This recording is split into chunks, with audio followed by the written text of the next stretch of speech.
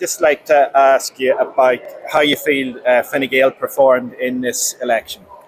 Well, based on the tallies, Fine Gael has performed well in the elections. We're looking in Monaghan, based on the tallies, possibly gaining a seat there. But again, it always comes with a health warning. Yeah. Early days, you know, it all depends on.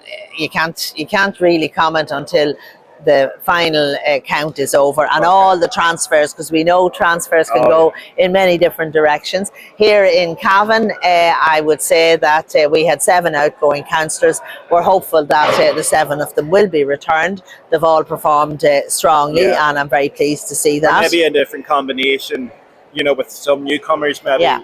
We have one newcomer in Niamh Brady. She has polled very well. She did. Yeah. Do you feel that you struggle to get candidates in some of the areas? Like you only had Val Smith and Carmel Brady in Bailieborough, Coothill, and that might hinder you in maybe getting the 2 across the line. Well, look, it's always a question. Did you feel some would say some parties feel too many candidates, and that will impact on their seat gains or otherwise. I'm very happy that we have 2 very strong candidates in Val Smith and Carmel Brady. They've worked very hard. They're part of the team that I work with in Cavan County Council, all of the 7 councillors, and I'm hoping now that the 2 of them will get across the line. And what about the performance of, you know, there was a high profile protest going on in Coothill. What do you make of according to the tallies, it looks like the 2 people that came off the back of that protest amassed maybe 800 votes between them, 600 for one, 200 for the other.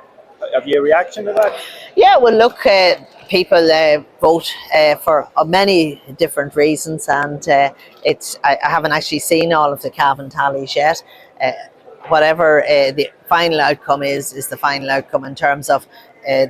I hope that Carmel and Val will be returned to the Bailieborough Coothill district as councillors, but still that's a considerable vote, I have to say. Yeah, but can you see migration coming more into the conversation nationally? Well, I think that there's a lot of misinformation around migration. There really is, and if you look at the number of people that come into this country to work, you look at our hospitals, you look at all our industry, our food processing plants. If we didn't have people coming in to this country, our hospitals couldn't function, we wouldn't have food to put on the table.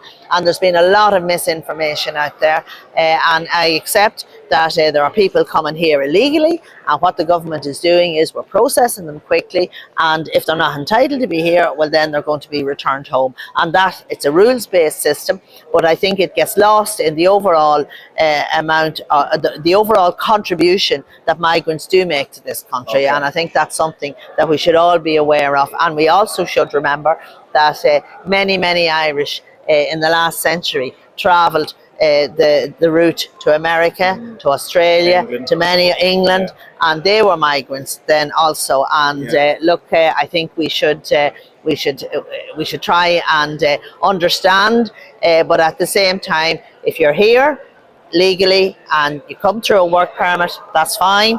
But if you're here illegally and you shouldn't be here, well then we're going to process you and we're going to send you home.